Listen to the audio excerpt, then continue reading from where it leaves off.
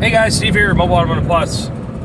Today we're going to be working on a Honda CRV. Customer had me out here last month to look at a couple different vehicles. Said that she had had her AC looked at and quote unquote was going through a hassle with Honda because it, I guess, apparently has a recall for a Black Death AC system. What that is the compressor comes apart and contaminates the whole system, so the whole system basically has to be replaced. We're going to be replacing the whole system minus the lines. We'll be flushing those out. Anything that's contaminated, we'll end up flushing that out, cleaning it out, replacing all the seals and everything. So we're heading down there right now, take a look, see what we're going to get into. A little bit of a big job due to having to replace everything. Expansion valve and the evaporator core are in the dash, so that'll be probably the hardest part of the system to get out. I know you got to go through the glove box to get that out, but anyway, we'll show a little bit of what we're going to be getting into today. Enjoy the show. Alrighty guys, so this is the vehicle.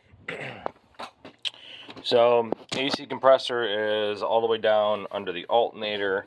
Let's see, get a light. All the way down there, that bolt right there where the lines are going in.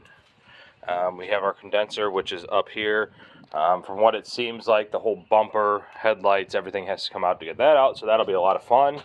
The lines go back into there, and in there is our expansion valve and our evaporator core. On any of the other Hondas I've ever worked on, well, the evaporator ain't coming out through there. It's a big radiator, or a good sized radiator. And the expansion valve, I don't believe you can take out through there. I mean, you can, but you're not supposed to take it out through there. You got to go through the dash. So anyway, we'll try and see what we get into, get this thing up in the air, see the best route to go about. I'll take a look under the dash and kind of get a game plan, and then start getting parts yanked out. Anyway, I think I'm going to start with getting the condenser out, which is right in the front here. Right down in there. The lines come in and go to that. I think I'm going to get this bumper off or whatnot, because going out from under and doing the compressor, I think it might be easier if I have this out of my face and even get the condenser out of my face, so then I can kind of see. Maybe I need to weasel in here and get bolts out. Not sure 100%. Don't have much of a service manual to go off of to be able to see what we're actually doing, but it's a process of elimination. We'll start taking stuff apart to get to where we need to. So I understand engineering and whatnot, and hey, we all have a job to do, and we want this car to be safe, but this is a bit excessive. Skid plate that goes under the vehicle. Some of the vehicles, you've seen me take them off whenever you have to do an oil change. Luckily, this one you don't have to, but to get this little piece of plastic off, I gotta have 20 of these stupid pop clips, and half the time when you take them out, they chip or break. They're so brittle. Luckily, I got new ones, but geez. Alrighty, there's a beautiful girl right here. This is what we're attempting to get out. Should be pretty straightforward now that we have the front bumper off and all those stupid clips. Anyway, get this plastic piece off. Got a couple more of those clips in there, and then we can pull the lines off and get the condenser out of the way. Once I have it out of the way, maybe I can see in there to see the compressor. Something, probably not, but I got it all off on the bottom. Usually you can get up from the bottom and get it out. It's sitting right there, and that's the original one. So yeah, she's probably got the Black Death scenario.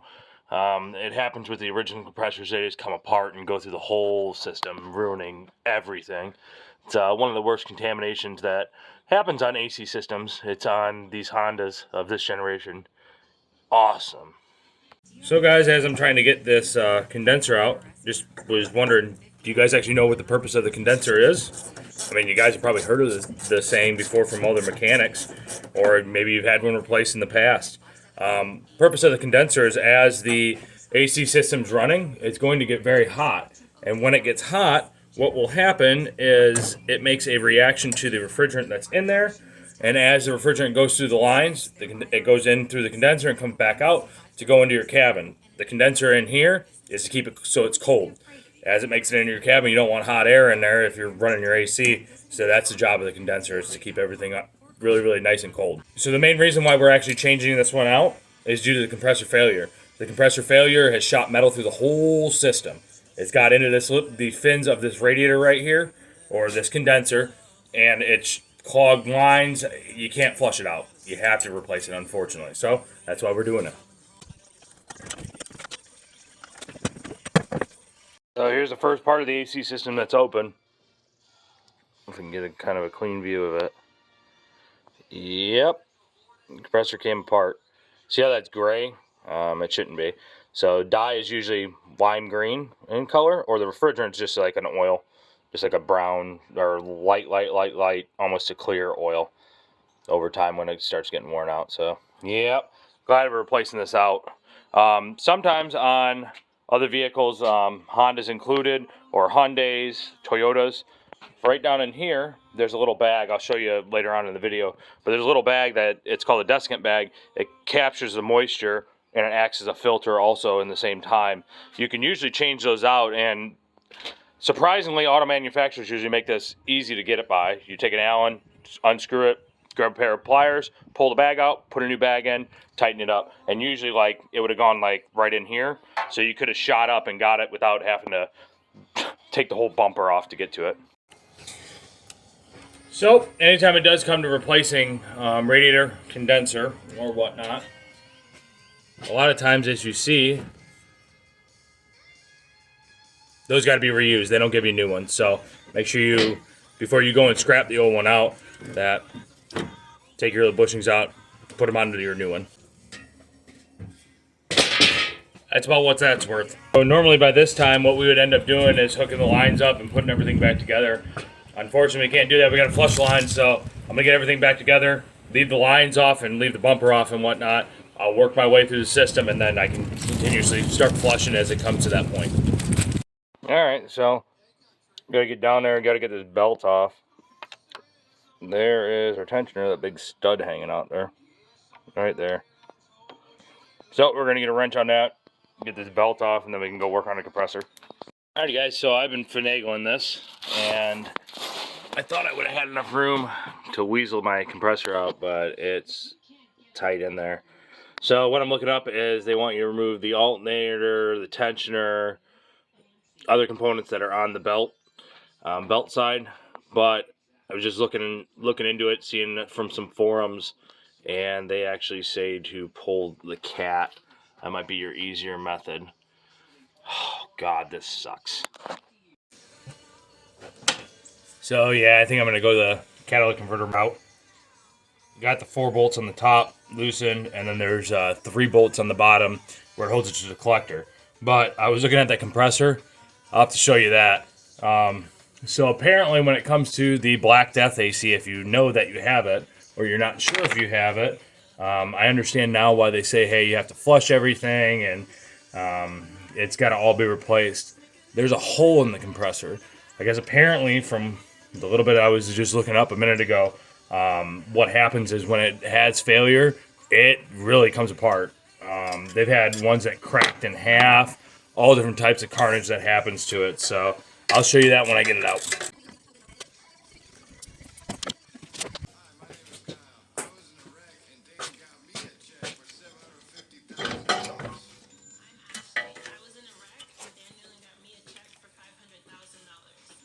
Yep, that's a much better idea how to do that one.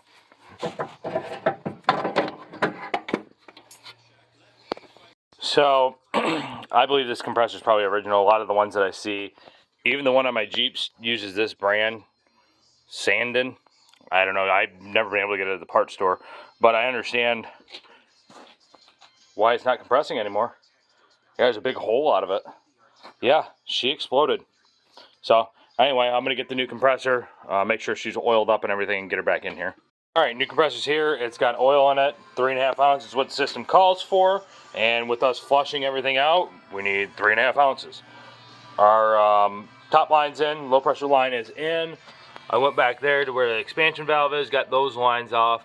Now I figure if I'm already going to put this compressor in, I got a little bit of time to waste, or to continuously do the process, why not get these lines flushed out while they're already open? We'll let it sit and just kind of air dry.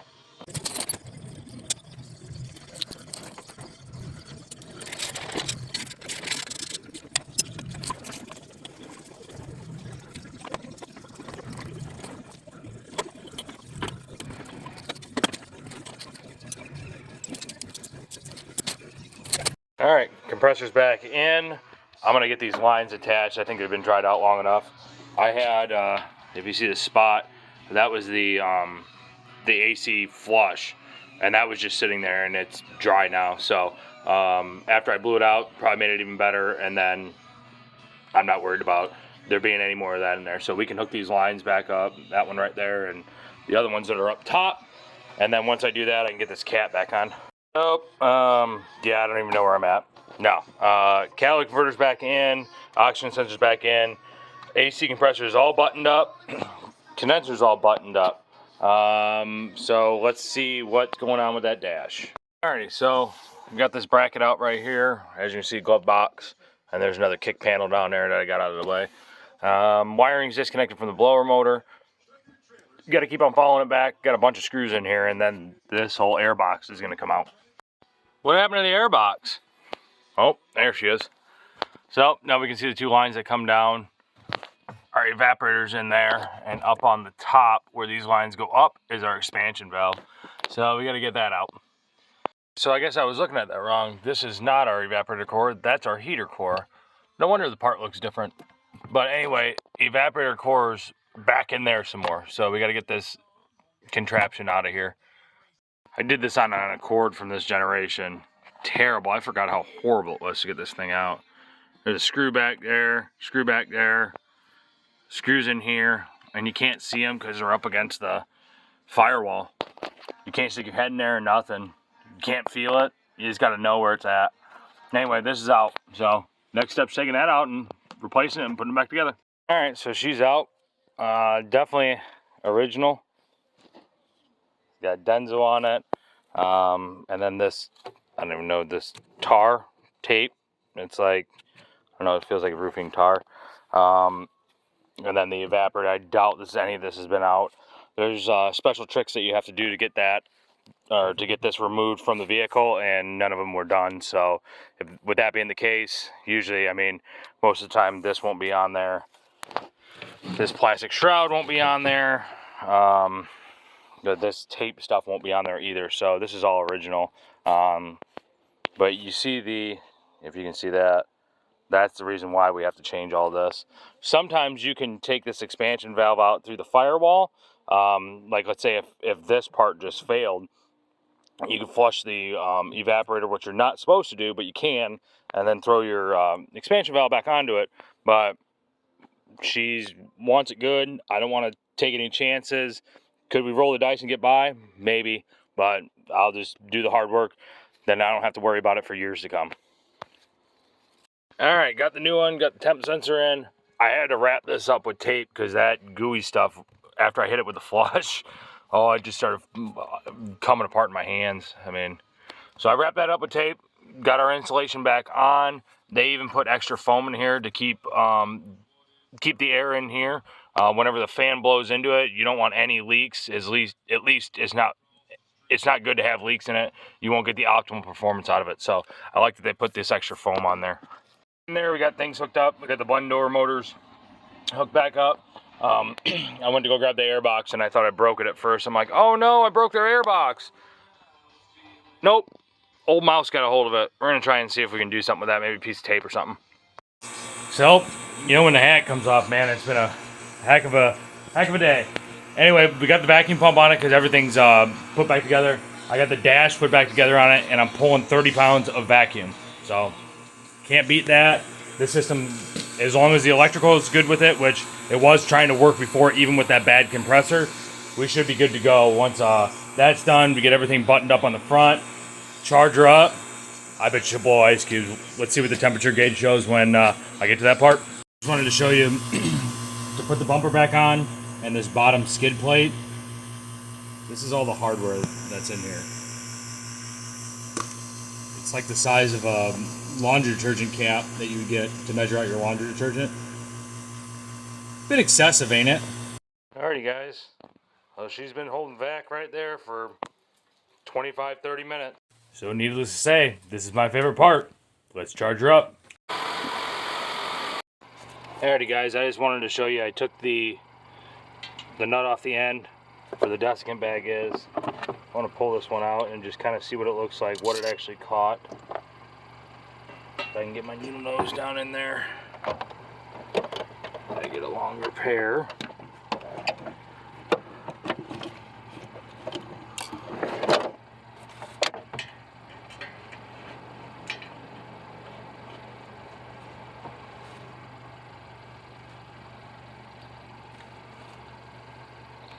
I figured I'd see a lot more chunks in it. I've seen a couple chunks in the evaporator, but this should be perfectly white on the top. As you see how it's black on the end of it. No good.